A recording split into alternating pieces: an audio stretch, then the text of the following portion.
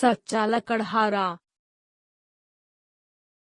फूलपुर गांव में गोपी नाम का एक लकड़हारा रहता था। वो बहुत ईमानदार, मेहनती और सच्चा इंसान था। वो जंगल से लकड़ियां काट के बाजार में बेचकर अपना और अपने परिवार का गुजारा करता था।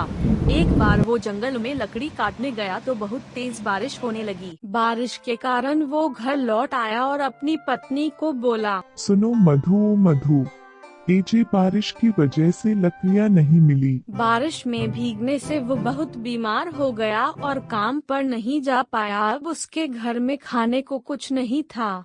उसने सोचा कि मैं शहर जाके अपने दोस्त चंदू से कुछ पैसे उधार ले आता हूँ, और ये सोच के वो शहर चल दिया। अरे चंदू, मेरे दोस्त कैसे हो? मैं तो ठीक हूँ गोपी भाई, तुम सुनो कैसे हो? बड़े दिनों बाद शहर आए हो, सब ठीक तो है? नहीं चंदू मेरे दोस्त, मेरी तबीयत कुछ दिनों से ठीक नहीं है। मैं लकड़ियाँ लेने भी नहीं जा पा रहा। तुम मुझे कुछ रुपए उधार दे दो, मैं कुछ दिनों में लौटा दूंगा। गोपी भाई, अभी तो मेरी दुकान में बिक्री बहुत कम हो रही है, तो अभी मैं तुम्हारी कोई मदद नहीं कर पाऊंगा। मुझे माफ करना मेरे दोस्त। ठीक है चंदू भाई, मैं चलता हूँ, फिर मिलेंगे।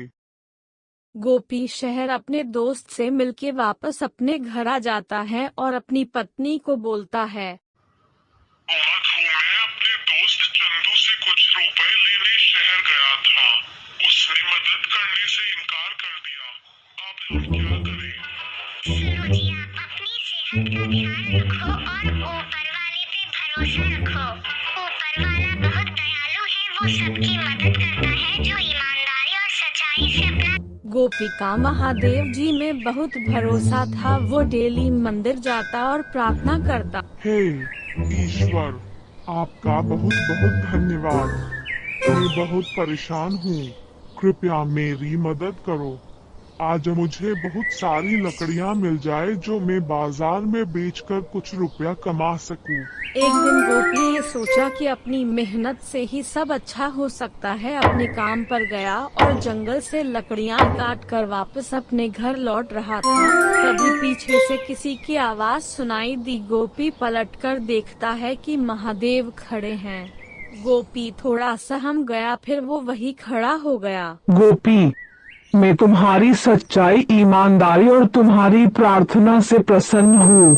मैं तुम्हें जादुई बक्सा उपहार में दे रहा हूँ। फिर वो खुशी खुशी महादेव जी ने जो जादुई बक्सा गोपी को उपहार के रूप में दिया था वो लेके अपने घर वापस आया और अपनी पत्नी को सारी बात बताई।